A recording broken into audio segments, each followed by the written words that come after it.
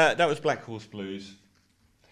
You're with Julian on the Brown Note, and I meant to review this film before the last one. This is a review of King Richard.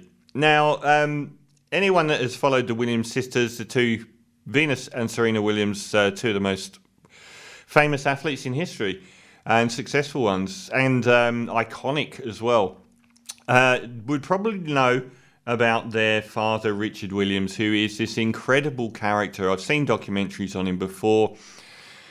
Famous for his 78-page plan that he introduced to his children when they were very young. How he's going to make them the two most famous tennis players in history and the two greatest athletes of all time. And, yeah. Okay. You were right. But he's such an interesting and charismatic man.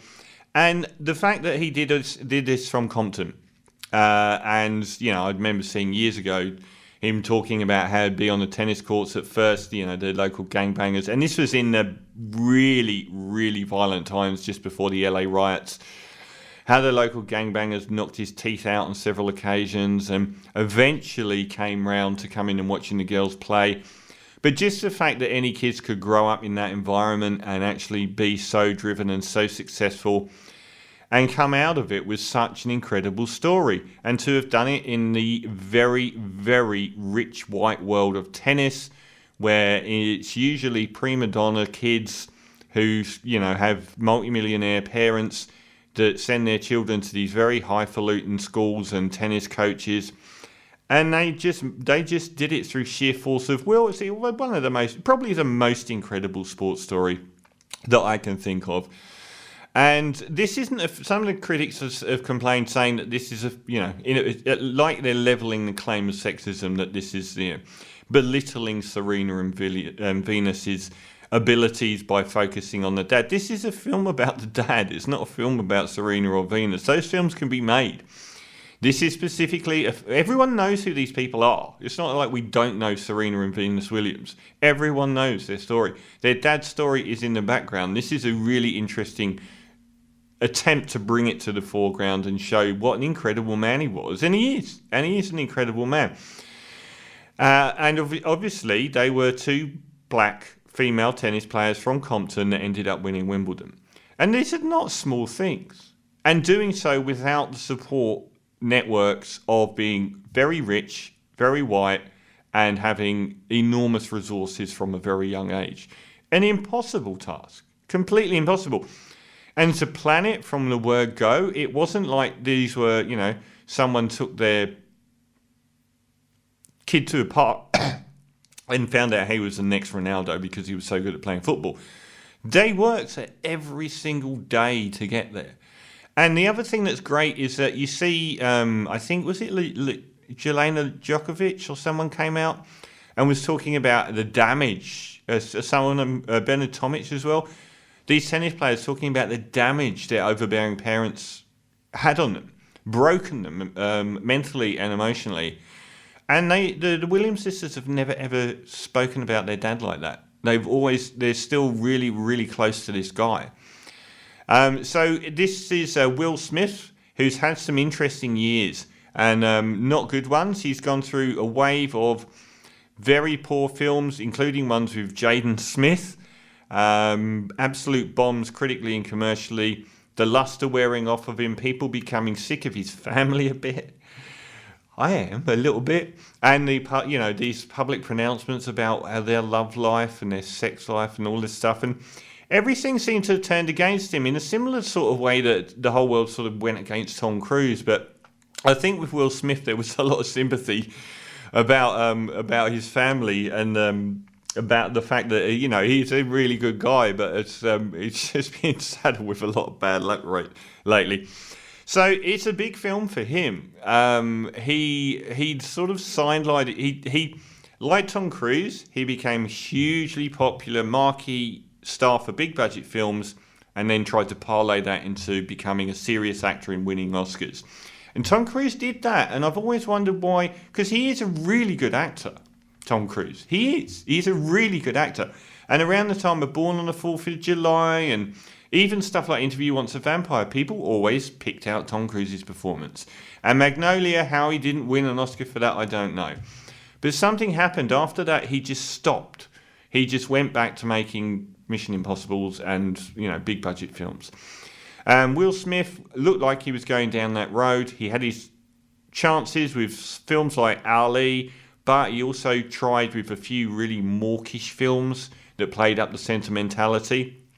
Ironically, this could be his best shot at an Oscar. It is his best shot at an Oscar for acting. It's a chronological story of the girls from, 5 or 6 years old when they're starting to play in these tennis courts in Compton, where they're subject to everything from unwanted advances to watching their dad get beaten up on a regular basis, to pulling themselves closer and closer in orbit to the tennis world, doing very well. And some of the stuff this guy did, their dad did, was amazing. They became like the most potent forces in junior tennis in America. And he saw what happened to players like Jennifer Capriati, who were burnt out in a hotel room with someone with heroin by the age of 19, and pulled them off the tour. He wouldn't let them play on the juniors anymore, even though for 3 years, through 3 pivotal years, it should have destroyed their careers. He didn't let them play in tournaments. He kept them away from that. He protected them. He did. He was an amazing guy. He is an amazing guy. And a lot of critics have said, well, you don't show the dark side of his life. He did have some really dark parts of his life as well. And they don't. So what's the film like? Bottom line is it's incredibly satisfying and exciting entertainment. It's a real pull film. It really drags you along for the story. It's very exciting. It creates characters that you really become embedded with, and the story progression is hugely interesting as well. So the flaws in this film, there are many, which would stop it being a masterpiece. For me, I'm not sold on the screenplay here at all. It's a film that starts and ends in almost the same place with regards to what you're watching, which is the girls overcoming adversity playing tennis. It's 2 hours 30 plus. It could have branched out and shown so much more elements to their lives as well. Everything is sort of in the one zone.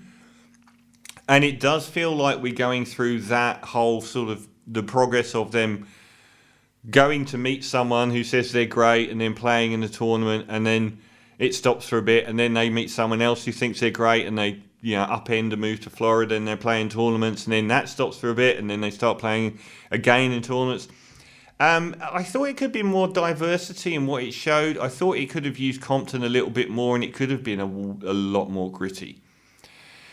It is erring on Hallmark in its niceness. Compton was not a nice place, and it doesn't, for 2 black girls playing tennis, it doesn't have race in it enough, because it would have been an issue. I can't believe that it wouldn't have been one of the most prominent issues. It was huge.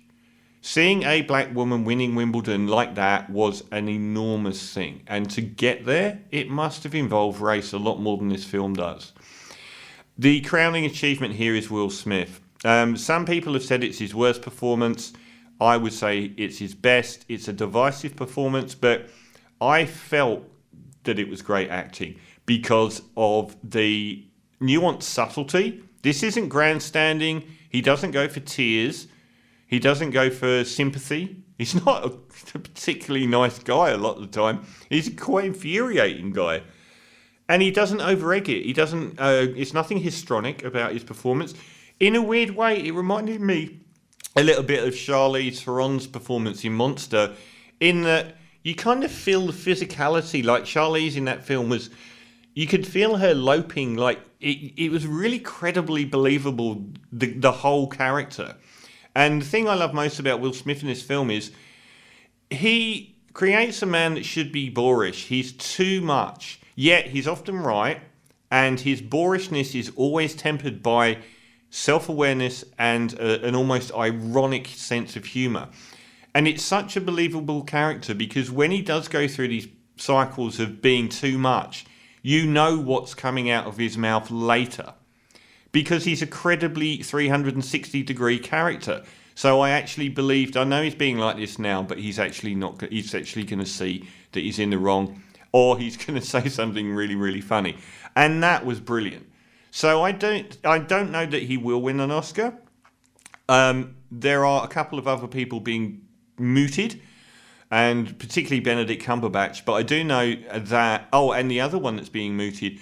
So Will Smith just won the Golden Globe for Best Actor. The Golden Globe splits it up into normal films and musical comedies.